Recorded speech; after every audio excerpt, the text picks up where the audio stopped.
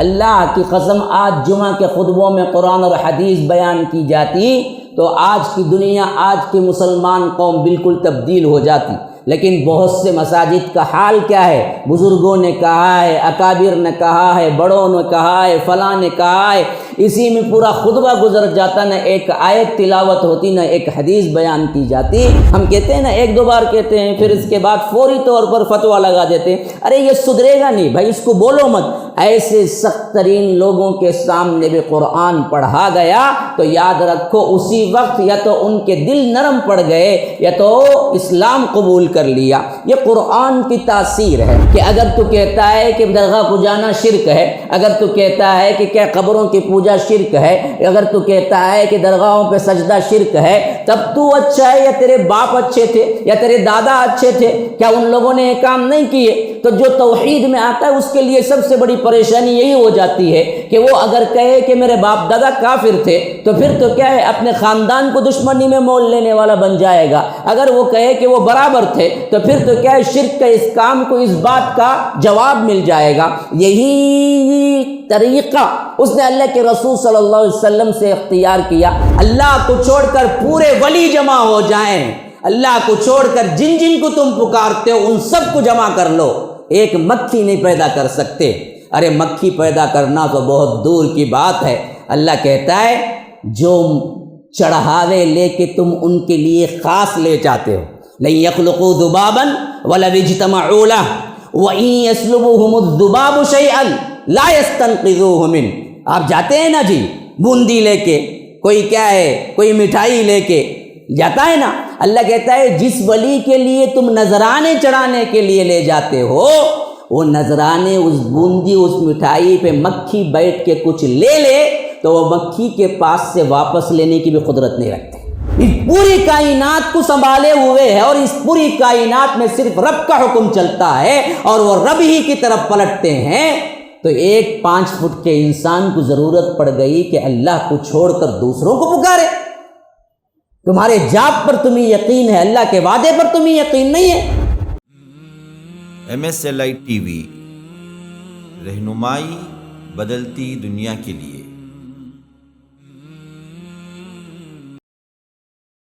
ان الحمد للہ نحمده ونستعینه ونستغفره ونؤمن به ونتوکل علیہ ونعوذ باللہ من شرور انفسنا ومن سیئات اعمالنا، من يهده الله فلا مضل له ومن يضلل فلا هادي له، وأشهد أن لا إله إلا الله وحده لا شريك له، وأشهد أن محمدًا عبده ورسوله، أما بعد فإن خير الحديث كتاب الله، وخير الهدي هدي محمد صلى الله عليه وسلم، وشر الأمور محدثاتها وكل محدثة بدعة وكل بدعة ضلالة وفي رواية وكل ضلالة في النار۔ فأعوذ بالله السميع العليم من الشيطان الرجيم من همزه ونفثه ونفخه، بسم الله الرحمن الرحيم، حميم، تنزيل من الرحمن الرحيم، كتاب فصلت آياته قرآنا عربيا لقوم يعلمون، بشيرا ونذيرا، فأعرض أكثرهم فهم لا يسمعون، وقالوا قلوبنا في أكنة مما تدعونا إليه وفي آذاننا وقر ومن بيننا وبينك حجاب فاعمل إننا عاملون، قل إنما أنا بشر مثلكم يوحى إلي أنما إلهكم إله واحد فاستقيموا إليه واستغفروه، وويل للمشركين الذين لا يؤتون الزكاة وهم بالآخرة هم كافرون، قل أئنكم لتكفرون بالذي خلق الأرض في يومين وتجعلون له أندادا ذلك رب العالمين، وجعل فيها رواسي من فوقها وبارك فيها وقدر فيها أقواتها في 4 أيام سواء للسائلين، ثم استوى إلى السماء وهي دخان فقال لها وللأرض ائتيا طوعا أو كرها قالتا أتينا طائعين فقضاهن 7 سماوات في يومين وأوحى في كل سماء أمرها وزينا السماء الدنيا بمصابيح وحفظا ذلك تقدير العزيز العليم فإن أعرضوا فقل أنذرتكم صاعقة مثل صاعقة عاد وثمود اللهم أرنا الحق حقا وارزقنا اتباعه وأرنا الباطل باطلا وارزقنا اجتنابه اللهم علمنا ما ينفعنا وانفعنا بما علمتنا وارزقنا علما رب اشرح لي صدري ويسر لي أمري واحلل عقدة من لساني يفقه قولي اس اللہ کے نام سے ابتدا اس کے ناموں کی کوئی انتہا ہی نہیں ولو ان ما فی الارض من شجرۃ اقلام والبحر یمدہ من بعدہ 7 ابحر ما نفدت کلمات اللہ۔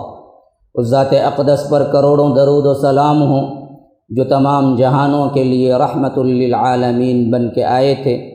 اللہم صلی علی محمد وعلی آل محمد كما صليت على إبراهيم وعلى آل إبراهيم إنك حميد مجيد وبارك على محمد وعلى آل محمد كما باركت على إبراهيم وعلى آل إبراهيم إنك حميد مجيد۔ برادران اسلام، واجب الاحترام بزرگوں، دوستوں، عزیز ساتھیوں، لائق احترام ماؤں اور بہنوں، جو آیات میں نے آپ کے سامنے تلاوت کی ہیں یہ سورہ فصلت کے تقریباً 13 آیات ہیں۔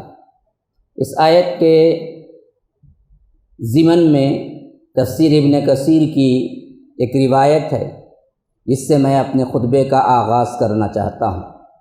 اللہ کے رسول صلی اللہ علیہ وسلم نے اپنے نبی ہونے کا، اپنے رسول ہونے کا دعویٰ کیا تو مشرکین مکہ نے جھٹلایا، تو اللہ تبارک و تعالی نے اس دعوے کی دلیل کے طور پر قرآن مجید کو پیش کیا۔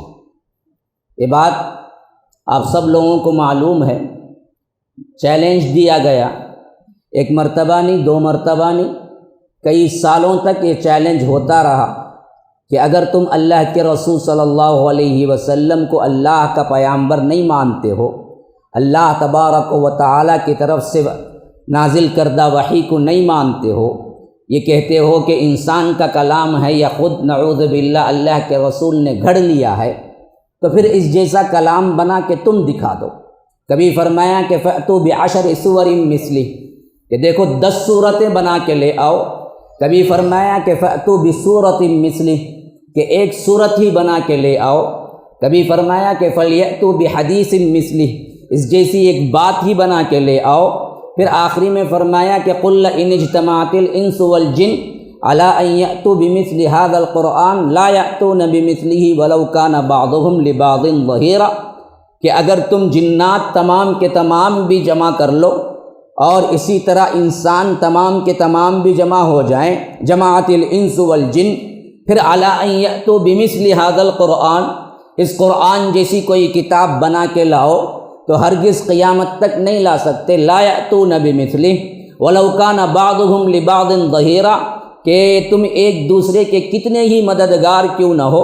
پھر اس کی تردید میں بقرہ میں صاف طور پر اعلان بھی ہو گیا کہ فَإِن لَّمْ تَفْعَلُوا وَلَن تَفْعَلُوا، تم اس کو نہیں لا سکے، قیامت تک نہیں لا سکو گے۔ فَاتَّقُوا النَّارَ، تو یاد رکھو اس آگ سے ڈرو، الَّتِي وَقُودُهَا النَّاسُ وَالْحِجَارَةُ، جس کا ایندھن بنیں گے انسان اور پتھر۔ تو یہ کلام اللہ تبارک و تعالی کی طرف سے بہت بڑی دلیل تھی کہ محمد الرسول اللہ ہیں، محمد ابن عبداللہ نہیں۔ محمد ابن عبداللہ 40 سال تک رہے، لیکن محمد الرسول اللہ اب جب دعوی نبوت کیا، اور اس کی سب سے بڑی دلیل اس قرآن کو ہے۔ تو اس قرآن کے ذریعے جب رب العالمین نے دعوت کا حکم دیا، فذکر بالقرآن من یخاف وعید، آپ تذکیر کیجئے، آپ یاد دہانی کیجئے ان لوگوں کو، کس کے ذریعے سے؟ خالی قصے کہانیوں کے ذریعے سے، ادھر ادھر کی باتوں کے ذریعے سے، بڑوں نے کہا ہے، بزرگوں نے کہا ہے، اس کے ذریعے سے اللہ کی قسم آج جمعہ کے خطبوں میں قرآن اور حدیث بیان کی جاتی تو آج کی دنیا، آج کی مسلمان قوم بالکل تبدیل ہو جاتی۔ لیکن بہت سے مساجد کا حال کیا ہے؟ بزرگوں نے کہا ہے، اکابر نے کہا ہے، بڑوں نے کہا ہے، فلاں نے کہا ہے، اسی میں پورا خطبہ گزر جاتا، نہ ایک آیت تلاوت ہوتی، نہ ایک حدیث بیان کی جاتی۔ اللہ کے رسول کو اللہ تبارک و تعالی نے فرمایا کہ آپ کو بھی اگر تبلیغ کرنی ہے فذکر بالقرآن بالقرآن، با یہاں پر ود کے میننگ میں ہے کہ اس قرآن کے ذریعے نصیحت کرو، من یخاف وعید، جو کوئی بھی ڈرنے والا ہے اسے ضرور آپ سنائیے، اس کا سنانا آپ کے لیے اور اسلام کے لیے فائدہ مند ہوگا۔ تو اللہ کے رسول صلی اللہ علیہ وسلم نے جب قرآن سنایا کرتے تھے، جو مشرکین مکہ سخت ترین دل والے ہوتے، ایسے ہوتے کہ جن کے بارے میں ہم تو کیا ہیں فٹافٹ کہہ دیں گے یہ ایمان نہیں لائے گا، یہ تو سدھرے گا نہیں جی، ہم کہتے ہیں نا، ایک دو بار کہتے ہیں پھر اس کے بعد فوری طور پر فتویٰ لگا دیتے ہیں، ارے یہ سدھرے گا نہیں بھائی، اس کو بولو مت۔ ایسے سخت ترین لوگوں کے سامنے بھی قرآن پڑھا گیا تو یاد رکھو اسی وقت یا تو ان کے دل نرم پڑ گئے یا تو اسلام قبول کر لیا۔ یہ قرآن کی تاثیر ہے، قرآن کی تاثیر ہے۔ نہ قرآن پڑھے، نہ سمجھے، نہ قرآن کو اپنی زندگی میں لائے تو اللہ کی قسم خود ہمارے اندر بھی کوئی تبدیلی پیدا نہیں ہوتی۔ اگر تبدیلی ہونی ہے، زندگی میں خوشگواریاں آنی ہیں، برکتیں آنی ہیں، رحمتیں آنی ہیں، سکون آنا ہے، اللہ کا کلام ہے یہ سب کچھ عطا کرنے والا، رسول اللہ کی احادیث ہیں سب کچھ عطا کرنے والی۔ لیکن ہم کتاب اللہ، سنت رسول اللہ کو چھوڑیں گے تو آپ کے لیے سوائے ناکامی کے کچھ نہیں ہے، سوائے آپ کے لیے بربادی کے کچھ نہیں ہے، سوائے آپ کے لیے آہ و فغاں کے کچھ نہیں ہے۔ روتے رہو، آہیں بھرتے رہو، زندگی سیٹ نہیں ہو رہی ہے، مسائل پیدا ہو رہے ہیں، معاش نہیں ہے، کام نہیں ہے، پیسہ نہیں ہے، تنگی ہے، سکون نہیں ہے، گھر میں بیوی نہیں مانتی، بچے نافرمان۔ اللہ کی قسم ان تمام کا مجموعہ اگر تمہارے لیے کوئی ریمیڈی ہے، اس کے اندر کوئی آپ کے لیے شفا ہے تو وہ اللہ کا کلام ہے۔ وَنُنَزِّلُ مِنَ الْقُرْآنِ مَا هُوَ شِفَاءٌ وَرَحْمَةٌ لِّلْمُؤْمِنِينَ۔ اللہ تبارک و تعالی نے اس قرآن کو مومنین کے لیے رحمت اور شفا قرار دیا ہے۔ تو اسی کا ایک بہت بڑا مظہر کہ کس طرح عربوں کے اندر خواہ وہ مشرکین کیوں نہ ہو لیکن قرآن کے آیات اثر کرتے تھے۔ تو ایک مرتبہ اس اثر کو زائل کرنے کے لیے مشرکین مکہ جمع ہوئے اور سب کے سب دیکھا کہ اللہ کے رسول صلی اللہ علیہ وسلم جیسا کلام یا اس جیسی بات یا اللہ کے رسول صلی اللہ علیہ وسلم جو پیش کرتے ہیں کلام اللہ، اس کے توڑ کے طور پر کوئی ہمارا بھی خطیب ہو، کوئی بہترین مقرر ہو، کوئی بہترین کلام کرنے والا ہو، کس کو بھیجیں کس کو بھیجیں؟ ڈھونڈتے ڈھونڈتے ڈھونڈتے ان کے ذہنوں میں ایک نام آیا جس کا نام تھا عتبہ بن ربیعہ۔ بڑا زیرک تھا، بڑا ذہین تھا، بہترین بات کرنے والا تھا، شاعر بھی تھا اور بہترین حاضر جواب بھی تھا۔ اس کے پاس جمع ہوتے ہیں، کہتے ہیں کہ تم ہی جا کے بات کرو، کسی نہ کسی طرح اللہ کے رسول صلی اللہ علیہ وسلم کو آپ کے کام سے روک دو، تبلیغ دین حنیف سے روک دو۔ تو وہ کہتا ہے کہ چلو میں آپ کے لیے، جب آپ اتنا بھروسہ کر کے آئے ہیں تو یہ ذمہ داری اٹھاتا ہوں۔ آتا ہے اللہ کے رسول صلی اللہ علیہ وسلم سے پوچھتا ہے بھتیجے کچھ وقت دو گے، میں آپ کے سامنے کچھ باتیں رکھنا چاہتا ہوں۔ اللہ کے رسول صلی اللہ علیہ وسلم کہتے ہیں ہاں ہاں، اگر آپ بات کرنے آئے ہیں تو ہم بھی بات سننے والے ہیں، کہو کیا کہنا ہے۔ وہ کہتا ہے کہ سنو، اگر تم اچھے ہو یہ سمجھتے ہو تو تمہارے باپ اس سے اچھے نہیں تھے، اگر تم اچھے ہو یہ سمجھتے ہو تو کیا تمہارے دادا اس سے اچھے نہیں تھے؟ حالانکہ انہوں نے انہی بتوں کی پیروی کی، انہوں بتوں کو مانا جن کو تم انکار کرتے ہو، جن کو گالیاں دیتے ہو۔ اللہ کے رسول صلی اللہ علیہ وسلم نے کوئی جواب نہیں دیا، بڑا ایموشنل جواب ہے۔ اس معاملے میں ہمارے ساتھ بھی کبھی کبھی یہ پیش آتا ہے کہ اگر تو کہتا ہے کہ درگاہ کو جانا شرک ہے، اگر تو کہتا ہے کہ کیا قبروں کی پوجا شرک ہے، اگر تو کہتا ہے کہ درگاہوں پہ سجدہ شرک ہے، تب تو اچھا ہے یا تیرے باپ اچھے تھے یا تیرے دادا اچھے تھے؟ کیا ان لوگوں نے یہ کام نہیں کیے؟ تو جو توحید میں آتا ہے اس کے لیے سب سے بڑی پریشانی یہی ہو جاتی ہے کہ وہ اگر کہے کہ میرے باپ دادا کافر تھے تو پھر تو کیا ہے، اپنے خاندان کو دشمنی میں مول لینے والا بن جائے گا۔ اگر وہ کہے کہ وہ برابر تھے تو پھر تو کیا ہے، شرک کا اس کام کو اس بات بات کا جواب مل جائے گا۔ یہی طریقہ اس نے اللہ کے رسول صلی اللہ علیہ وسلم سے اختیار کیا کہ تم بتاؤ تم اچھے ہو یا تمہارے باپ اچھے تھے عبداللہ، یا تم اچھے ہو یا تمہارے دادا عبد المطلب اچھے تھے۔ تو اللہ کے رسول نے کوئی جواب نہیں دیا، کوئی جواب نہیں دیا۔ وہ کہتا رہا کہ دیکھو تم اپنی قوم کے لیے سب سے برے ثابت ہوئے، نعوذ باللہ۔ تمہارے آنے سے ہمارے درمیان جو اتفاق تھا وہ اختلاف میں تبدیل ہو گیا، تمہارے آنے سے ہم جو اتفاق کر کے ایک جٹ تھے ہمارے اندر فرقے بن گئے، ہمارے اندر ایک دوسرے کے اندر لڑائیاں پیدا ہو گئی، بھائی بھائی کا دشمن ہو گیا، جو مسلمان ہوتا ہے وہ الگ مذہب ہے، ہم اپنے الگ یہ تمام چیزیں ہم پر بھی عائد ہوتی ہیں۔ ہم پر بھی کوئی لگاتا ہے کہ تم سے پہلے تو تم نہیں توحید والے ہوئے تھے، تو تم سے پہلے تو ہم اچھے تھے، ہم مل کے تھے، اب تو اختلاف ہو گیا تو تم تو اختلاف کر۔ یہی حالت اس نے بھی کی۔ اللہ کے رسول صلی اللہ علیہ وسلم خاموش بیٹھے رہے، یہاں تک کہ وہ جب سب کچھ بکواس کر چکا تو اللہ کے رسول صلی اللہ علیہ وسلم نے کہا تم اپنی بات کہہ چکے؟ کہا کہ ہاں۔ تو اللہ کے رسول صلی اللہ علیہ وسلم نے پوچھا اب میں اپنی بات سناؤں؟ کہا کہ ہاں ہاں بالکل انصاف کی بات ہے، جب میری بات آپ نے سنی ہے تو آپ کی بات بھی مجھے سننا ہے۔ تو اللہ کے رسول نے کوئی جواب نہیں دیا، صرف یہ سورہ ابتدائی آیات جو میں نے ابھی پڑھی 13 آیات، یہ 13 آیات پڑھ کے سنا دی۔ حامیم تنزیل من الرحمن الرحیم کتاب فصلت آیاتہ قرآنا عربیا لقوم یعلمون۔ بشیر وہ یوں ششدر ہو کے سن رہا تھا، ایسے لگ رہا تھا کہ اسے کوئی اور ہی قوت نے جکڑ کے رکھا ہوا ہے۔ دیکھیں آیت میں اس طرح پہنچے کہ اگر تم اس کو انکار کرو گے فَإِنْ أَعْرَضُوا فَقُلْ أَنذَرْتُكُمْ صَاعِقَةً عَادٍ وَثَمُودَ کہ تمہارے لیے یہ چیز تو تمہارے لیے بھی وہی عذاب کا اعلان ہے جو عاد و سمود کو عذاب ہوگا۔ تو فوری طور پر وہ اٹھ کے اللہ کے رسول صلی اللہ علیہ وسلم کے چہرے مبارک پہ ہاتھ رکھ دیا اور اپنے رشتہ داری کا حوالہ دینے لگا، اللہ کے لیے عذاب کی دھمکی نہ دو، اللہ کے لیے عذاب کی دھمکی نہ دو۔ تو وہ آیتوں کو سمجھ بھی رہا تھا، اس کو سچ بھی مان رہا تھا، اور اس آیت پہ جب اللہ کے رسول پہنچے اگر تم نہیں مانو گے تو تمہارے اوپر بھی وہی عذاب آنے والا ہے جو عاد و سمود پر آیا تھا، تو اس نے اللہ کے رسول صلی اللہ علیہ وسلم کے منہ پہ ہاتھ رکھ کے کہا کہ اللہ کے لیے یہ بد دعا نہ دو، اللہ کے لیے رشتہ داری کا واسطہ، کیونکہ آپ کی بات میں ایسا تأثر ہے، ایسی تاثیر ہے کہ کہیں ہمارے اوپر عذاب واقع نہ ہو جائے۔ اس حد تک قرآن اپنے اندر اثر رکھتا ہے۔ سننے والا ایک مشرک، جواب کوئی نہیں، ان باتوں کا یاد رکھو، آپ کے ساتھ بھی دعوتی مرحلے میں یہ باتیں پیش آئیں گی۔ کوئی کچھ کہے گا، کوئی کچھ کہے گا، کوئی آپ کو فسادی کہے گا، کوئی آپ کو کہے گا کہ تیرے آنے کے بعد ہی ہمارے اندر اختلافات ہوئے، کوئی کہے گا کہ تو باپ سے بڑھ گیا، تو دادا سے بڑھ گیا۔ ان سب کا جواب لڑائی جھگڑا نہیں میرے بھائیو، قرآن پڑھ کے سناؤ، قرآن پڑھ کے سناؤ، قرآن پڑھ کے سناؤ، یہی نسخہ نبوی ہے۔ یہ میں نے صرف تمہیداً آپ کے سامنے رکھا۔ اصل مضمون جس کو سننے کے لیے آپ یہاں جمع ہوئے، یہ اسی صورت کے اندر پورا تفصیل کے ساتھ موجود ہے۔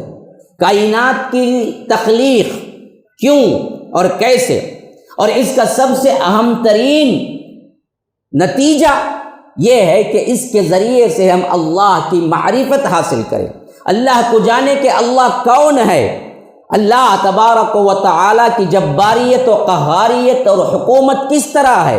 اور رب العالمین نے کائنات جب تخلیق کی تو اتنی بڑی کائنات کو تخلیق کرنا رب کو مشکل نہیں ہے، تو پھر تمہیں تخلیق کرنا، مارنا، پھر جلانا کون سی بڑی بات ہے؟ تو پھر اللہ تبارک و تعالیٰ سے نڈر کیوں ہو گئے؟ اللہ تبارک و تعالیٰ کے انکاری کیوں ہو گئے؟ مرنے کے بعد دوبارہ جی اٹھنے پر تمہیں اطمینان کیوں نہیں ہوتا؟ تمہیں ایمان کیوں نہیں ہے کہ ایک ایک لمحہ تمہارا ریکارڈ کیا جا رہا ہے اور اللہ تبارک و تعالی اس کے بارے میں کل تم سے پوچھے گا؟ یہ سب ہم مانتے تو ہیں، لیکن ذرا دل کا ٹول کے دیکھنا چاہیے۔ دل سے مانتے ہیں، دل سے مانتے تو ایسی حالتیں نہیں ہوتی جو حالتیں آج ہماری ہیں۔ اگر ہم دل سے مانیں تو ہماری زندگی تبدیل ہو جائے گی۔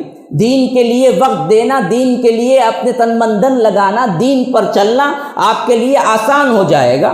لیکن دین کے لیے آپ کو دقت ہو رہی ہے، دین کے جو احکام ہیں، جو فرائض ہیں، اس پر چلنا آپ کے لیے مشکل ہو رہا ہے، تو یقین میں کمی ہے۔ اور یقین میں کمی کس واسطے ہے؟ کہ ہم اللہ رب العالمین کو صحیح طور پر پہچانتے ہی نہیں ہیں کہ ہمارا رب کتنا بڑا ہے، جس کو رب العالمین نے ہماری نماز کے ہر حرکت پہ کہا کہ تم اللہ اکبر کہو۔ اللہ سب سے بڑا ہے، اللہ کبیر نہیں بتایا کہ اللہ بڑا ہے، بڑا کہ اللہ اکبر بولو۔ اکبر کے اندر یہ معنی پوشیدہ ہے، اللہ سب سے بڑا ہے، سب سے بڑا ہے۔ تو پھر تم چھوٹے چھوٹے کاموں کے لیے چھوٹے چھوٹے لوگوں کے پاس کیوں جاتے ہو؟ یہی رب العالمین بھی پوچھتا ہے۔ تخلیق کیسے ہوئی اور کن دنوں میں ہوئی، کن اوقات میں ہوئی؟ اللہ تبارک و تعالی اس کی تفصیل اسی سورہ فصلت کی آیات میں رکھا ہے جو میں نے تلاوت کی ہے۔ رب العالمین نے کائنات کو 6 دنوں میں بنایا۔ یہ قرآن کے اندر تقریباً 6 مقامات پر آیا ہے۔ ان ربکم اللہ الذی خلق السماوات والارض فی 6 ایام ثم استوى علی العرش، بے شک وہی ہے تمہارا رب جس نے آسمانوں اور زمین کو 6 دنوں میں پیدا کیا، پھر اس کے بعد عرش پر مستوی ہوا۔ اسی الفاظ کے کم و بیش اوپر نیچے 6 دنوں میں پیدا کرنے کی بات اللہ تبارک و تعالی نے تقریباً قرآن مجید میں 6 سے زائد مرتبہ ذکر کیا ہے، لیکن تفصیل کون سے ایام میں کون سی چیزیں بنائی گئی، یہ صرف پورے قرآن میں ایک ہی جگہ بیان ہوا ہے، وہ سورہ فصلت ہے، 41 نمبر کا سورہ، جس میں میں نے آپ کے سامنے ابتدائی آیات 5 6 7 8 9 10 11 12 یہ تمام آیتوں میں اس کا تفصیلی ذکر ہے۔ لیکن اس تفصیل سے پہلے ایک سوالیہ نشان ہے جو قرآن شروع کرتا ہے۔ فرمایا کہ قل اِنَّكُمْ لَتَكْفُرُونَ بِالَّذِي خَلَقَ الْأَرْضَ فِي يَوْمَيْنِ وَتَجْعَلُونَ لَهُ أَنْدَادًا ذَلِكَ رَبُّ الْعَالَمِينَ۔ اے اللہ کے رسول صلی اللہ علیہ وسلم، آپ ان سے پوچھئے، آپ ان سے کہیے اِنَّكُمْ لَتَكْفُرُونَ بِالَّذِي خَلَقَ الْأَرْضَ، تم اس ذات سے کفر کرتے ہو جس نے پیدا کیا۔ سب سے پہلی بات کائنات کی تخلیق کیوں اور کیسے میں ہمیں ذہن میں رکھنا چاہیے کہ یہ اس واسطے آج یہ مضمون آپ کے سامنے ذکر کر رہا ہوں کہ اللہ کے ساتھ کبھی کفر کرنے کا نہ سوچو، نہ اللہ کے ساتھ کسی کو شریک کرنے کا سوچو، کیونکہ وہ رب العالمین ہے اور عالم ایک ہے، عالمون جمع ہے، تو عالموں کو پیدا کرنے والا جب عالم پر نظر ڈالیں گے تو آپ کے آنکھیں پھٹی کی پھٹی رہ جائیں گی کہ اتنی بڑی کائنات کا رب، ہم اس کے ساتھ کسی اور کو شریک کرتے ہیں، ہم اس کا انکار کرتے ہیں، ہم اس کی بات نہیں مانتے ہیں، بلکہ سورج مان رہا ہے، چاند مان رہا ہے، آسمان مان رہا ہے، زمین مان رہی ہے، سیارے مان رہے ہیں، نظام شمسی مان رہے ہیں، ایک ایک مخلوق بھی تمہارے 6 فٹ 4 فٹ کے انسانوں سے کوئی اندازہ نہیں ہے، اتنی بڑی ہے، پھر بھی وہ اللہ کے ایک حکم کو مان رہی ہے، جیسے وہ کہہ رہا ہے اسی پہ عمل کر رہی ہے۔ کہ تم سورج سے بڑھ گئے، کیا تم چاند سے بڑھ گئے، کیا تم تاروں سے بڑھ گئے، کیا تم سیاروں سے بڑھ گئے، تم دوسرے مخلوقات سے بڑھ گئے، تم کیا ہو؟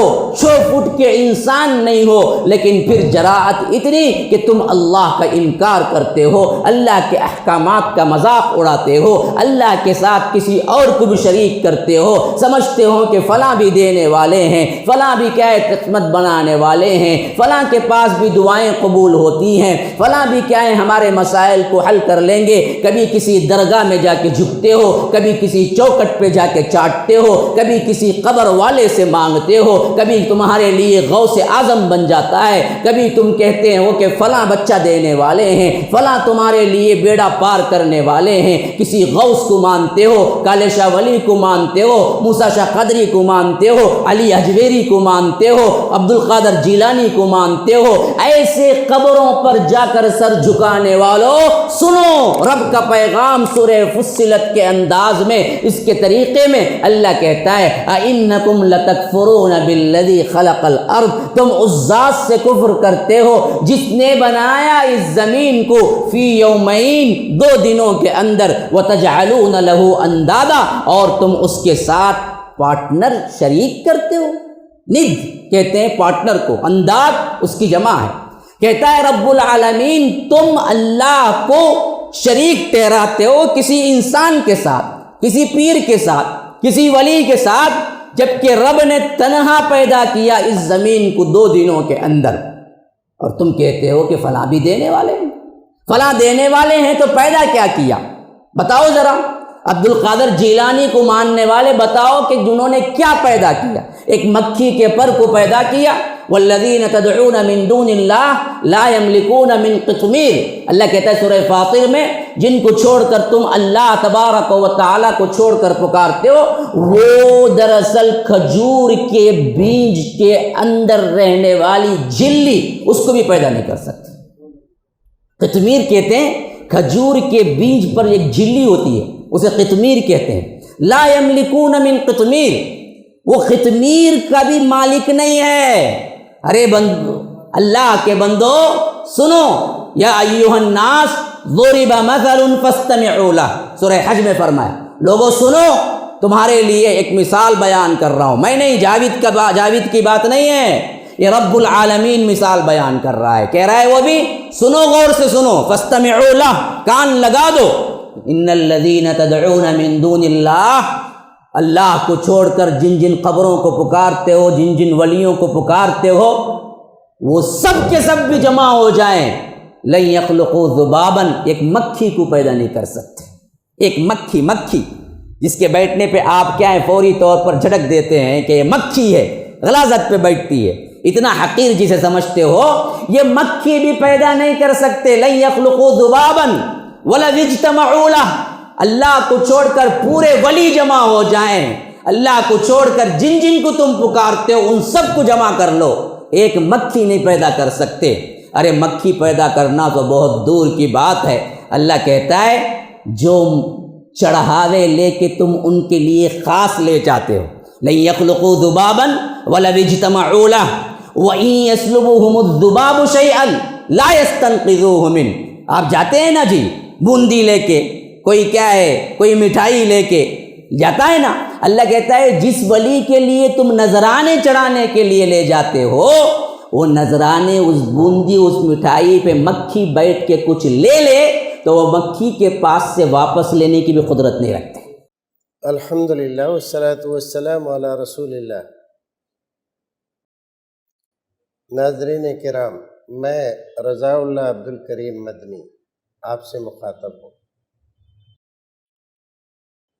مرکز السلام لنشر الاسلام ایک ادارہ ہے جو کئی میدانوں میں اچھا اور بہتر کام کر رہا ہے۔ مرکز کے زیر انتظام جو مسجد تعمیر ہو رہی ہے اس کو دیکھنے کا موقع ملا، اور جو ان کا میڈیا پلیٹ فارم ہے اس کا بھی معائنہ کیا گیا، اور شام کو ان کے زیر انتظام دعوتی پروگرام جس میں دیگر علماء نے بھی شرکت کی، مجھے بھی اس میں کچھ کہنے کا موقع ملا۔ یہ پروگرام ظاہر ہے کہ وقت کی ضرورت ہے، ہمیں اور آپ کو اس طرح کے دعوتی، دینی، نشریاتی، اشاعتی پروگراموں میں اپنی شرکت درج کرانی چاہیے۔ ظاہر ہے کہ مسجدیں، اور یہ مسجد ان کی جس معیار کی یہ حضرات بنا رہے ہیں، مردوں اور خواتین کے لیے ایک زبردست مرکز، دعوت کا سینٹر اور دین اسلام کی نشر و اشاعت کا بہت بڑا ادارہ انشاءاللہ تکمیل کو پہنچنے کے بعد ثابت ہوگا، یہ امید ہے۔ اور جو کچھ بھی کر رہے ہیں، میں تمام بھائیوں سے اپیل کرتا ہوں کہ دامے درمے سخنے قدمے اس ادارے کے ساتھ تعاون کریں، مسجد کی تعمیر میں، اشاعتی پروگرام میں، نشریاتی پروگرام میں، جس طرح بھی اور جس پیمانے پر بھی آپ ان کا تعاون کر سکتے ہو ضرور کریں۔ اللہ رب العزت آپ کو دین کی اشاعت، اس کی خدمت اور اس کی دعوت کا ثواب عطا فرمائے گا، اور اس کو آپ کے لیے وسیلہ آخرت بنائے گا۔ السلام علیکم ورحمۃ اللہ وبرکاتہ۔ ان کو جا کے پکارتے ہو، ہاں، جو سن بھی نہیں سکتے، جواب بھی نہیں سکتے، قبروں میں پڑے ہوئے ہیں، جن کے لیے چڑھاوے لے کے جاتے ہو، ان چڑھاووں میں سے کچھ مکھی بیٹھ کے لے لے، اس کو لے نہیں سکتے۔ ضعف الطالب والمطلوب، مانگنے والا بھی کمزور، جس سے مانگا جا رہا ہے وہ بھی کمزور، ایسے کو تم اللہ کے ساتھ جوڑتے ہو کہ یہ بھی شریک ہے، یہ بھی دے سکتے ہیں، ان کے پاس بھی دعائیں قبول ہوتی ہیں۔ یاد رکھو یہ شرک کبھی نہ کرنا، اسی واسطے مقصد میں نے بیان کیا ہے، یہی مقصد ہے کائنات کا۔ اس کائنات کو سمجھو کیسے رب نے پیدا کیا۔ فرمایا کہ 2 دنوں میں ہم نے پیدا کیا ہے زمین کو، فی یومین وتجعلون له اندادا، تم ان کے ساتھ شرک کرتے ہو، ذالک رب العالمین، یاد رکھو یہ اکیلے رب العالمین کی زمین ہے، کسی اور کی ملکیت نہیں ہے۔ تو تم اس زمین کو کہتے ہو کہ فلاں کی ملکیت ہے، فلاں بھی قادر ہیں، اور اپنی طور پر جی چاہے جو چاہے کرتے ہو۔ یاد رکھو باپ ہے اور اس کے گھر میں تم باپ کی مخالفت پہ کرتے ہو، تو کبھی کبھی باپ بیٹے کو نہیں کہتا کہ جب میری اطاعت نہیں ہے تو گھر سے باہر نکل جا۔ تو اللہ کو کہنے میں کتنی دیر ہے کہ میرے زمین پہ میری مخالفت کرتا ہے بدبخت، نکل جا یہاں سے۔ لیکن اللہ بڑا رحیم ہے، بڑا بردبار ہے، وقت دیتا ہے، مہلت دیتا ہے، لاکھوں گناہ اس زمین پہ ہو رہے ہیں، پھر بھی اللہ وقت مقررہ کے لیے اسے ڈھیل دیتا ہے۔ تو اس ڈھیل کو جو سمجھتا ہے کہ اللہ مجھ پہ قادر نہیں ہے، تو وہ جب چاہے اس کو پکڑ سکتا ہے، اور ایسی پکڑ کہ یاد رکھو پھر اس کے پکڑ سے کوئی چھٹکارا نہیں ہو سکتا۔ تو فرمایا کہ زمین میری ہے اور اس کا مالک میں ہوں، میں تمہارا بھی رب العالمین ہوں۔ پھر اس کے بعد کیا ہوا؟ ذالک رب العالمین وجعل فیہا رواسی من فوقہا وبارک فیہا وقدر فیہا اقواتہا فی 4 ایام۔ پھر اس زمین کو ہم نے ایسے ہی نہیں بنایا، اللہ کہتا ہے کہ ہم اس زمین کے اوپر کے کام کیے۔ کیا مطلب؟ فرمایا کہ وجعل فیہا رواسی من فوقہا، اس کے اوپر ہم نے پہاڑ میخوں کی طرح گاڑ دیے، کیونکہ اللہ تبارک و تعالی دوسری جگہ فرماتا ہے ان اللہ یمسک السماوات والارض ان تزولا ولئن زالتا ان امسکہما من احد من بعدہ۔ اللہ تبارک و تعالی خالی زمین کو رکھ دیتا تو وہ ہلنے لگی، وہ ٹل جاتی۔ اگر وہ ٹل جائے تو تم میں سے کوئی نہیں اس کو پکڑ سکے ایک رب واحد کے علاوہ۔ کیوں؟ نہ نیچے کوئی سپورٹ ہے، نہ اوپر کوئی سپورٹ ہے، نہ دائیں کوئی سپورٹ ہے، نہ بائیں کوئی سپورٹ ہے۔ یہ چھوٹا سا ہال ہے، تو اس ہال کو تقریباً 4-5 ستون آپ کو نظر آ رہے ہیں، اور نظر نہ آنے والے ستون اندر دیواروں میں پیوست ہیں۔ یہ اتنا بڑا کرہ، یہ اتنی بڑی زمین جس کا اندازہ آپ کر ہی نہیں سکتے، اتنی بڑی زمین، نہ ایک میخ ہے نیچے، نہ ایک لکڑی ہے اوپر، نہ ایک رسی ہے اوپر، نہ ادھر سے کوئی اٹیچمنٹ ہے، نہ ادھر سے کوئی اٹیچمنٹ ہے، بلکہ وہ تنے تنہا یوں کھڑی ہوئی ہے صرف رب کے حکم پر۔ اللہ نے کہا کہ ٹھہرو تو وہ اپنی جگہ ٹھہر رہی ہے، اور اس حیثیت سے ٹھہر رہی ہے کل فی فلک یسبحون، ٹھہرنا بھی عجیب ٹھہرنا ہے جس کا آپ اندازہ ہی نہیں کر سکتے۔ بیک وقت وہ ٹھہری ہوئی بھی ہے، ٹھہرنے کے ساتھ ساتھ گھوم بھی رہی ہے، اور ایسے بھی گھوم رہی ہے جیسے فین گھوم رہا ہے، اور ایسے بھی گھوم رہی ہے جیسے میرا ہاتھ گھوم رہا ہے۔ یہ چکر پورا ہوتا ہے تو 1 سال ہوتا ہے، یہ چکر لگاتی ہے تو اس کا 1 دن ہوتا ہے، تو اسی سے رات ہوتی ہے، اسی سے دن ہوتا ہے۔ جب یہ گھوم رہی ہے، یہ گھوم بھی رہی ہے اور اپنی جگہ سے ہل بھی رہی ہے، ہل کے ٹل کے جب وہ پورا 1 چکر سورج کے گرد آتی ہے تو پورا 1 سال ہو جاتا ہے، اور وہ جو پھر رہی ہے اس پھرت کے اندر وہ ایک طور پر پورا چکر پھرتی ہوئی لگاتی ہے، تو اس کے حساب سے رات دن تبدیل ہوتے رہتے ہیں۔ پھر اس کے ساتھ ساتھ اپنا جو وقفہ ہے اس وقفے کے اندر 1 منٹ کا بھی آپ کے لیے ادھر ادھر ٹل نہیں جاتے، برابر اسی لمحے اسی وقت میں وہ اپنے مدار پہ پہنچتی ہے، پھر وہاں سے رات شروع ہوتی ہے۔ اگر رب کہہ دے کہ رات ہی رہ جانا ہے، کوئی دن کو لینے والا نہیں ہے، اور رب کہہ دے دن ہی رہ جانا ہے، کوئی رات کو لینے والا نہیں ہے، تو اس حیثیت سے اس زمین کو ٹھہرایا تو رب العالمین کہتا ہے کہ اس کو ٹھہرانے کے لیے ہمارا حکم تھا، اور تدبیر کے اعتبار سے ہمارے پہاڑ تھے جو میخوں کی طرح ہم نے گاڑ دیے۔ وجعل فیہا رواسی من فوقہا، جب وہ ہلنے لگی، وہ ٹلنے لگی، تو اللہ نے پہاڑوں کو متعین کر دیا۔ اسی واسطے سائنسدان کہتے ہیں پہاڑ کی چوٹی جو نظر آتی ہے باہر، وہ دراصل میخ کی ٹوپی کی طرح ہے، اور پہاڑ اپنی زمین کے اندر اتنا ہی زیادہ پیوست ہے جتنا کوئی میخ تمہارے دیوار پہ پیوست ہوتی ہے۔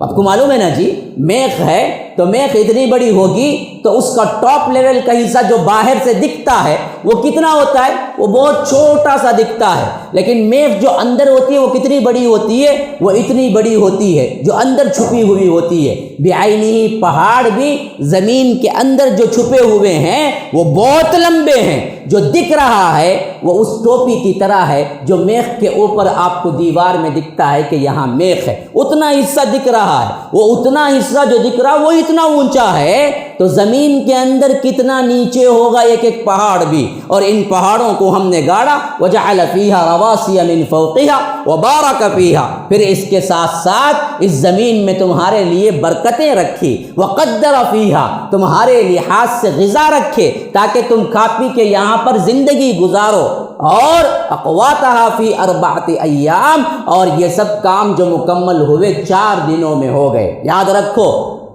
نظام شمسی کے اعتبار سے آج سائنسدان کہتے ہیں کہ 9 ہے، پھر بعد میں آگے چل کر بعضوں نے کہا کہ 11 سیارے ہیں زمین کی طرح جو ایک دوسرے سے کیا ہیں، اپنے اپنے مدار پہ تیر رہے ہیں، لیکن کسی میں زندگی نہیں ہے، کسی میں زندگی نہیں ہے۔ کسی سیارے کے لیے رب نے نہیں کہا کہ ہم نے برکتیں رکھی، ہم نے غذا رکھی، صرف زمین کے لیے کہا کہ ہم نے اس میں برکتیں رکھی، اس میں غذا رکھی، اور یہ سب کچھ تمہارے لیے اس واسطے کیا تاکہ تم یہاں پر زندگی گزارو۔ یہاں پر اناج اگانے کا انتظام کرنے والا رب ہے، یا عبد القادر جیلانی ہیں، یا تمہارے مانگے ہوئے پیر ہیں، یا تم جس کو سجدہ کر رہے ہو وہ لوگ ہیں۔ ذرا اندازہ کر کے دیکھو کہ رب العالمین کہتا ہے یہ سب کچھ میں نے کیا، اور یہ سب کام کرنے پہ 4 دن لگے۔ اقواتہا فی 4 ایام سواء للسائلین، اور اس کے اندر ہم نے رکھ دیا ہر سائل کا جواب۔ یعنی تم کو کیا چاہیے؟ کسی کو من کرتا ہے کہ پیاز کھائیں، اگاؤ، پیاز مل جائے گی۔ کوئی من کرتا ہے کہ مسالہ دار چیزیں کھائیں، اگاؤ، مل جائیں گی۔ کسی کا من کرتا ہے کہ ہمیں کیا ہے، ترکاریاں چاہیے، اگاؤ، مل جائے گا۔ زمین کے اندر اللہ نے ایسی چیز رکھی کہ تم جو پیرو گے وہ چیز تمہیں حاصل ہو جائے گی۔ تو اللہ کہتا ہے تمہارے خواہشیں جتنی تھی، تمہارے سوالات جتنے تھے، وہ سوالات پورے کے پورے ہم نے زمین کے اندر رکھ دیے۔ زمین کو ہم نے ایسا بنایا کہ وہ تمہیں اگا کر دینے والی ہے۔ آسمان کے اندر اور نیچے جتنے سیارے ہیں ان میں کوئی ایسا نہیں ہے جہاں پر تم کچھ پیرو تو اللہ تبارک و تعالی وہاں سے تمہیں درخت اگائے۔ چاند پہ تم چل ہی نہیں سکتے، نہ پیر سکتے ہو، اور اسی طرح دوسرے سیارے ایسے ہیں، اتنے ٹھنڈ ہیں، اتنے ٹھنڈ ہیں، -284 ہے۔ آخری جو سیارہ جو سورج سے دور ہے اس کا جو ٹھنڈک کا جو چیز ہے، جو ٹھنڈک اس میں جمود ہے، آئس ہونے کا جو معاملہ ہے، وہ -ڈگری میں 1-2 نہیں، 284 -ڈگری میں ہے۔ انسان کا قدم رکھتے ہی منجمد ہو کے مر جائے گا، کوئی وہاں چل ہی نہیں سکے گا۔ اور ادھر قریب جو سیارے ہیں سورج کے، ان لوگوں کی گرمی کا یہ حال ہے کہ اگر آپ یہاں کی گرمی سے اندازہ کریں گے، یہاں کی گرمی اور آگ سے تقریباً کئی گنا ہزار گنا زیادہ وہاں کی گرمی ہے جہاں تم قریب بھی جا نہیں سکتے.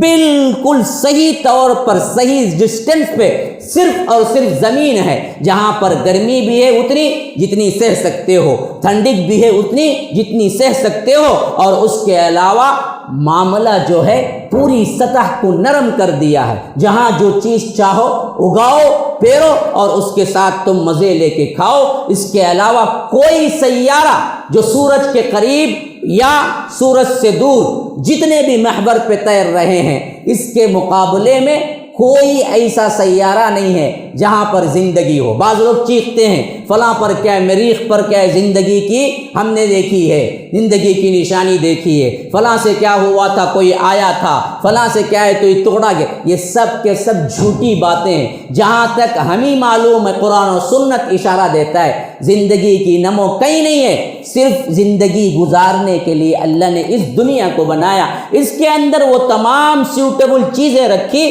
جس سے تمہاری زندگی صحیح طور پر گزر سکتی ہے. اسی لیے فرمایا کہ سواء للسائلین، ہر پوچھنے والے کے لیے یہاں پر اس کا انتظام کر دیا. پھر فرمایا کہ ثم استوى الى السماء، پھر اس کے بعد آسمان کی طرف متوجہ ہو. وہی دخان، وہ کیا تھا؟ دھواں تھا، کچھ نہیں تھا، دھواں. آج سائنس کہتی ہے کہ ایک بہت بڑا دھماکہ ہوا. تم دھماکہ کہو، کچھ اور بگ بینگ تھیوری کہو، وہ تمہارے اپنے الفاظ ہیں. میرا رب العالمین کہتا ہے کہ کائنات کو رب نے بنایا تو جب آسمان کی طرف متوجہ ہوا وہ صرف ایک دھواں تھا. وہی دخان فقال لها وللارض ائتیا طوعا او کرہا. اللہ تبارک و تعالی نے ان سے کہا کہ تم آؤ میرے پاس، خوشی سے آؤ یا ناخوشی سے آؤ، آنا ہی آنا ہے میرے پاس.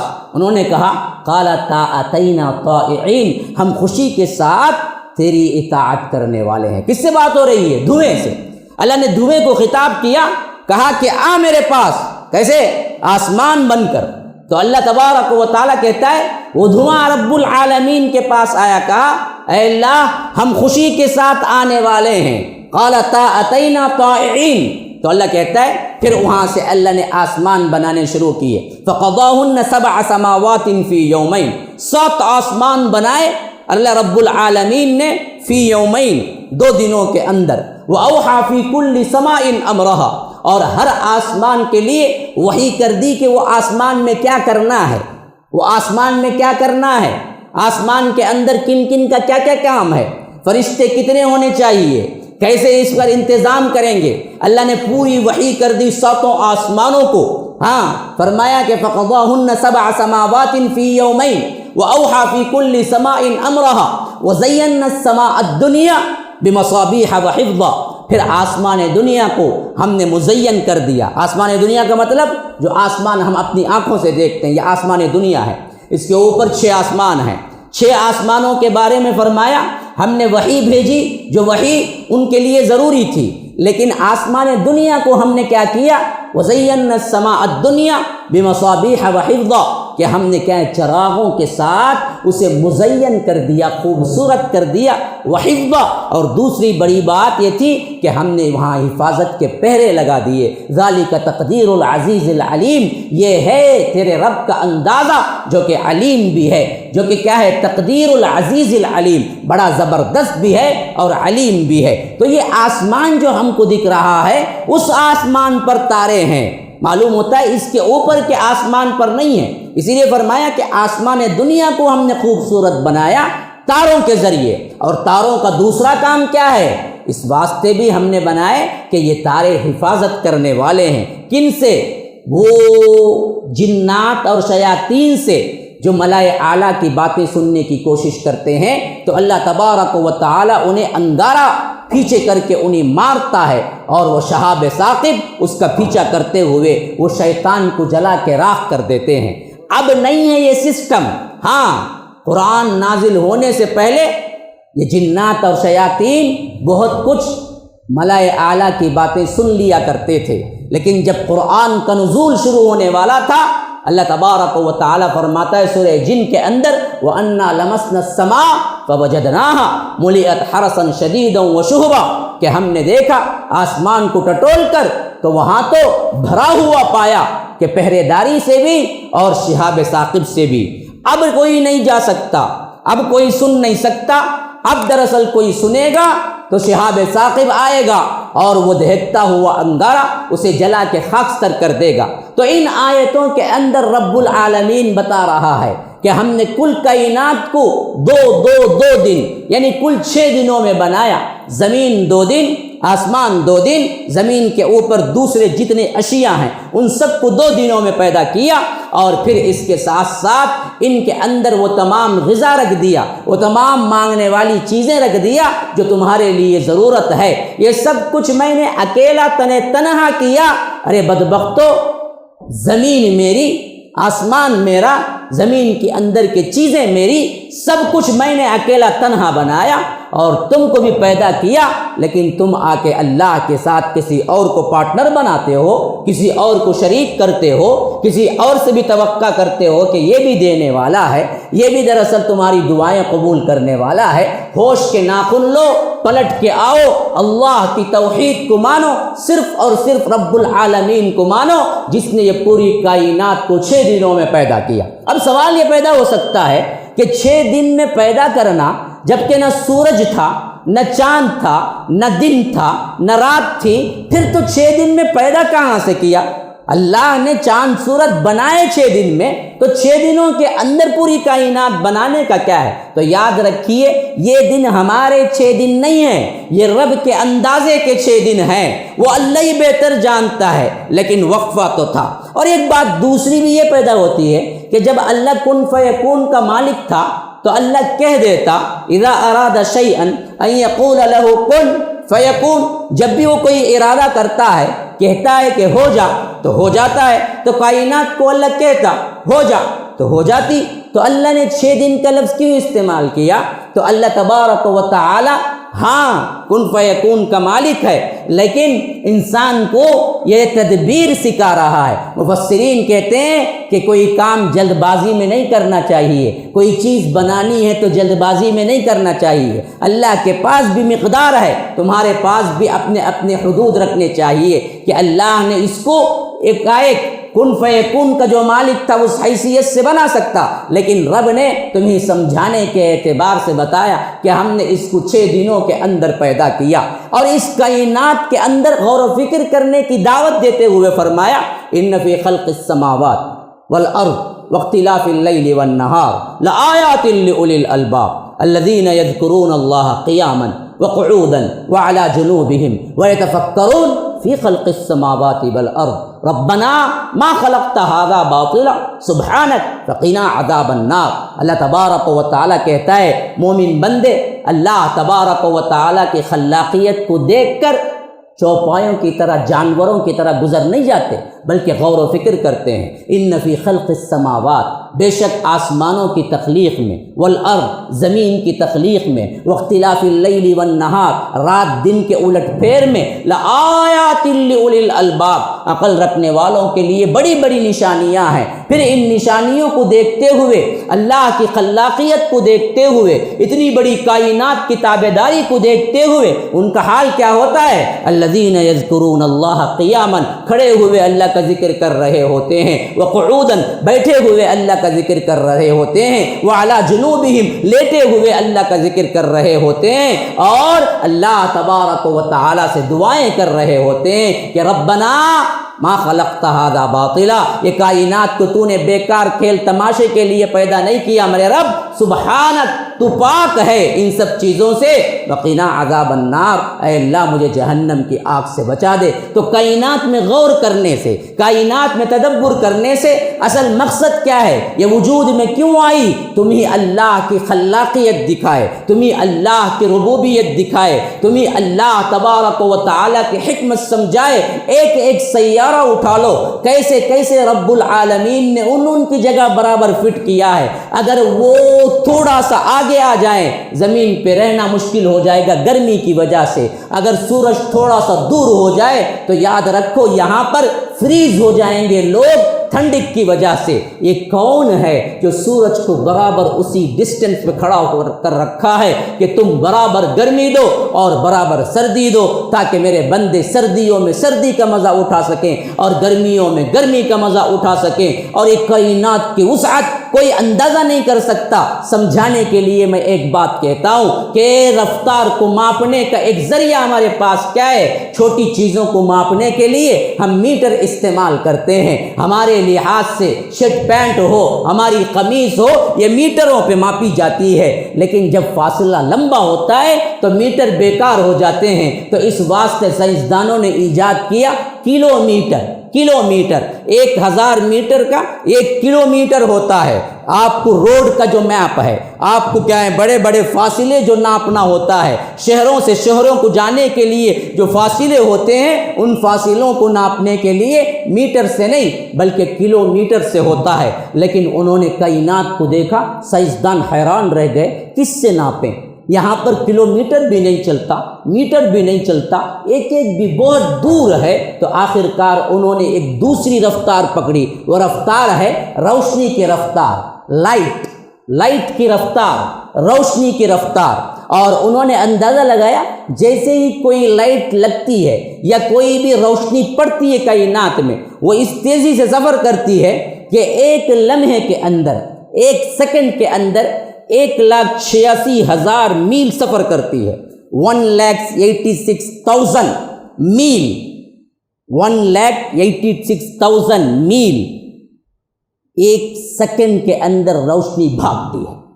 اگر یہاں لائٹ آپ آن کریں اور یہ بالکل کھلا ہوا کوئی میدان ہو اور یہاں سے دور کوئی کھڑا ہوا ہے 1,86,000 کے فاصلے پر، تو وہ ایک سیکنڈ کے اندر یہ روشنی وہاں دیکھے گی، اس کو اس تیزی سے روشنی بھاگتی ہے۔ تو اس سے انہوں نے اندازہ لگانے کی کوشش کی کہ یہ سیارے کتنی دور ہیں۔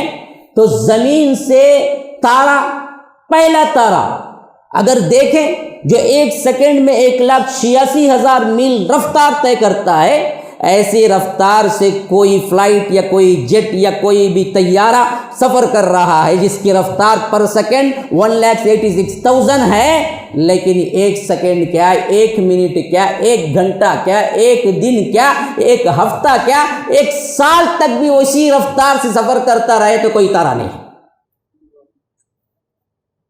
یاد رکھو، جو تارے ہمیں نظر آتے ہیں نا، یہ کتنی دور ہیں، کتنے بڑے ہیں، پتہ ہے، اندازہ ہی نہیں کر سکتے۔ میں اندازاً بتا رہا ہوں آپ کو ایک کیلکولیشن۔ کوئی رفتار، کوئی کار کس تیزی سے جا رہی ہے، ایک سیکنڈ میں 1,86,000 میل کے سفر سے کوئی کار اوپر جا رہی ہے یا کوئی فلائٹ اوپر جا رہی ہے، تو ایک تارا جو ہمیں نظر آتا ہے، اس تارے تک جو سب سے قریب تر ہے، اس تک پہنچنے کے لیے اگر 1,86,000 پر سیکنڈ کی رفتار سے تیزی سے چلنا شروع کر دے اوپر کی طرف، چلے 1 منٹ، 1 گھنٹہ، 1 دن، 1 ہفتہ، 1 سال، کچھ نہیں نظر آئے گا۔ اسی لیے کہتے ہیں کہ 1 سال کے روشنی کو 1 لائٹ ایئر کوئی ایک طرح نہیں ہے، 2 لائٹ ایئر کوئی ایک طرح نہیں ہے، 3 لائٹ ایئر کوئی ایک طرح نہیں ہے، 4 لائٹ ایئر میں سب سے پہلا تارا ہے۔ ایک تارے تک پہنچنے کے لیے 1,86,000 پر سیکنڈ کی رفتار سے بندہ اوپر کی طرف سفر کرے تو پہلے تارا جو سب سے قریبی ہے وہاں تک پہنچنے کے لیے آپ کو 4 سال لگیں گے، 4 سال لائٹ ایئر کے، تب جا کے وہ صرف تارے کے قریب پہنچے گا۔ اور ایک تارے میں اس دنیا کے کروڑوں دنیایں داخل ہو جائیں گی، اور ہر تارا دوسرے طرف کے تارے پر فاصلہ 15 لائٹ ایئر، 20 لائٹ ایئر، بعض جگہ تو کیا ہے 3 لاکھ لائٹ ایئر تک بھی ایک تارا دوسرے تارے کو نہیں پہنچ سکتا، اتنی دور ہے۔ تو کائنات کتنی بڑی ہے۔ زمین کائنات کے سامنے ایسے ہی ذرہ ہے جیسے میپ میں سری لنکا ہوتا ہے۔ اتنی بڑی کائنات کا میرا رب ہے، اور تم سمجھتے ہو کہ تمہارے جان بھر اتنے پیٹ کو رزق دینے کے لیے اللہ کافی نہیں ہے؟ کالے شاہ ولی کو بلاؤ، عبد القادر جیلانی کو بلاؤ، تو حیف ہے، افسوس ہے، تم نے اللہ کو پہچانا ہی نہیں ہے وہ کون ہے۔ اتنی بڑی کائنات جس کا اندازہ ہی نہیں کر سکتے. پتہ نہیں میں کیلکولیشن جو بتایا وہ کتنے لوگوں کو سمجھ آیا یا نہیں آیا، لیکن نہ سمجھ آیا تو بھی اتنا تو اندازہ رکھ لو کہ یہ کائنات تمہارے حدود و قیود سے بہت بڑی ہے، بہت بڑی. اس پوری کائنات کو سنبھالے ہوئے ہے، اور اس پوری کائنات میں صرف رب کا حکم چلتا ہے اور وہ رب ہی کی طرف پلٹتے ہیں. تو ایک 5 فٹ کے انسان کو ضرورت پڑ گئی کہ اللہ کو چھوڑ کر دوسروں کو پکارے. تمہارے جاب پر تمہیں یقین ہے، اللہ کے وعدے پر تمہیں یقین نہیں ہے. اللہ کہتا ہے میری طرف آؤ، میرے کلام کو پڑھو، تمہاری دنیا بھی کامیاب، تمہاری زندگی بھی کامیاب، تمہاری جنت بھی کامیاب. تم کہتے ہو کہ نہیں اللہ اگر میں چھوڑ دوں تیری بات پر تو میں بھوکا مر جاؤں، اس واسطے میں جھوٹ بھی بولوں گا، رشوت بھی لوں گا، سود بھی کھاؤں گا تاکہ میں اپنے آپ کو زندہ رکھ سکوں. رب کہتا ہے کہ میں نے کائنات کو زندہ رکھا ہوا ہے، تیرا تو مقابلہ کائنات کے ذرے ایک ذرے سے بھی کم ہے، پھر بھی تو میری طرف نہیں آتا. اصل تو وجود کائنات اور تخلیق کائنات کو سمجھنا اس واسطے ضروری ہے کہ یہ رب کے قریب پہنچاتا ہے، رب کی معرفت دلاتا ہے. اور جب انسان اس حیثیت سے اللہ کو پہچان لینا، کبھی نہ اللہ سے ناشکرا پن کرے گا، نہ کبھی اللہ تبارک و تعالیٰ کے ساتھ کسی کو شریک کرے گا، نہ کبھی مایوس ہوگا، نہ بھی اللہ تبارک و تعالیٰ کے علاوہ کسی پر بھروسہ کرے گا. اللہ تبارک و تعالیٰ ہمیں کہنے سننے سے زیادہ عمل اور ایمان کی توفیق عطا فرمائے. ھذا وباللہ التوفیق، صلی اللہ وسلم علی نبینا محمد. اسأل اللہ لی ولکم ولسائر المسلمین من کل ذنب فاستغفروہ انہ هو الغفور الرحیم. الحمدللہ والصلاة والسلام علی رسول اللہ. ناظرین کرام، میں رضا اللہ عبدالکریم مدنی آپ سے مخاطب ہوں. مرکز السلام لنشر الاسلام ایک ادارہ ہے جو کئی میدانوں میں اچھا اور بہتر کام کر رہا ہے. مرکز کے زیر انتظام جو مسجد تعمیر ہو رہی ہے اس کو دیکھنے کا موقع ملا، اور جو ان کا میڈیا پلیٹ فارم ہے اس کا بھی معائنہ کیا گیا. اور شام کو ان کے زیر انتظام دعوتی پروگرام جس میں دیگر علماء نے بھی شرکت کی، مجھے بھی اس میں کچھ کہنے کا موقع ملا. یہ پروگرام ظاہر ہے کہ وقت کی ضرورت ہے. ہمیں اور آپ کو اس طرح کے دعوتی، دینی، نشریاتی، اشاعتی پروگراموں میں اپنی شرکت درج کرانی چاہیے. ظاہر ہے کہ مسجدیں، اور یہ مسجد ان کی جس معیار کی یہ حضرات بنا رہے ہیں، مردوں اور خواتین کے لیے ایک زبردست مرکز، دعوت کا سینٹر اور دین اسلام کی نشر و اشاعت کا بہت بڑا ادارہ انشاءاللہ تکمیل کو پہنچنے کے بعد ثابت ہوگا، یہ امید ہے. اور جو کچھ بھی کر رہے ہیں، میں تمام بھائیوں سے اپیل کرتا ہوں کہ دامے درمے سخنے قدمے اس ادارے کے ساتھ تعاون کریں. مسجد کی تعمیر میں، اشاعتی پروگرام میں، نشریاتی پروگرام میں، جس طرح بھی اور جس پیمانے پر بھی آپ ان کا تعاون کر سکتے ہو ضرور کریں. اللہ رب العزت آپ کو دین کی اشاعت، اس کی خدمت اور اس کی دعوت کا ثواب عطا فرمائے گا، اور اس کو آپ کے لیے وسیلہ آخرت بنائے گا. السلام علیکم ورحمۃ اللہ وبرکاتہ.